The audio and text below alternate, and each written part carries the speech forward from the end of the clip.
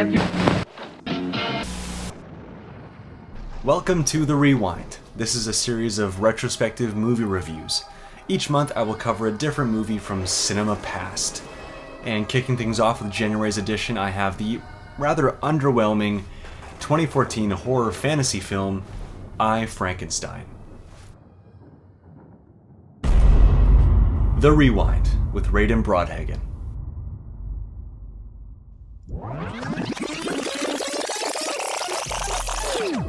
I only remember watching it once. The only thing I knew going in was that it was Frankenstein taking place in modern day. It was directed by Stuart Beattie with a story by Beattie and Kevin Guiraud. Although it is largely known to be a flop, it did make $10 million over its initial budget. Frankenstein. The rumors are true. Going into the movie, I immediately recognized none of the production companies behind it, but it was distributed by Lionsgate. Look at its eyes. The way they hold you. It suggests a certain level of intelligence.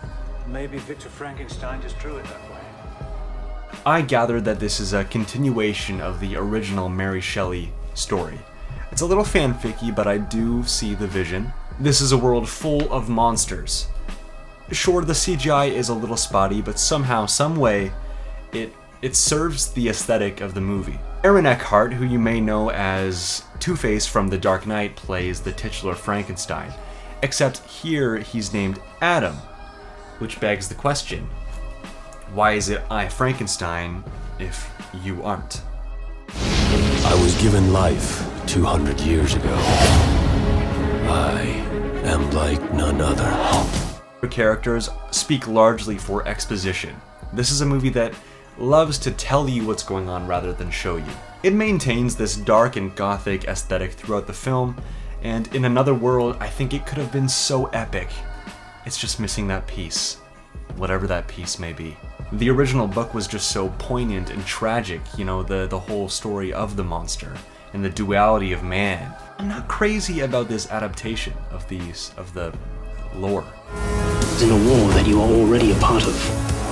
We catch up to Adam in the present day where he hunts for demons. The story suggests that he inhabits a world full of monsters. The main conflict is between the demons from hell and the gargoyles, who are warriors of heaven. Nibirius has found a way to summon every demon you've ever descended. What? Possession. In bodies that have no souls.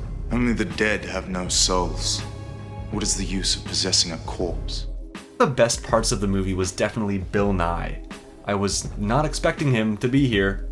He was revealed to be the villain teased at the beginning, the demon prince Nibirius. And it's just so striking because he's gone on to be quite the highly respected actor. To be fair, the main cast is great. They're working with what they have, you know? My apologies for the zealous nature of our security. Perhaps if you'd simply knocked on the front door, this unfortunate awkwardness might have been avoided. I, Frankenstein likes to come off more epic than it really is, and I couldn't help but think all while watching that I would rather be watching Interview with the Vampire or something similar. At the halfway point, Adam joins forces with one of the side character scientists, and the plot just kind of asks you to follow along, and then you're stuck there. And I gotta admit, it was during this point that I sort of blacked out for the remainder of the movie. I mean, I have no idea what happened. You're inhuman. You're crazy. Crazy am I? This movie was made by nerds for nerds, and that's okay. It's something out of a half-baked D&D campaign. 10 years later, it can be found probably at the bottom of a DVD bin at your local superstore. This has been The Rewind with Raiden Broadhagen. Join me next month as we turn back the clock to the golden age of Hollywood and review Frank Capra's It Happened One Night. Thank you to Jesse James for the music I used, and thank you for watching.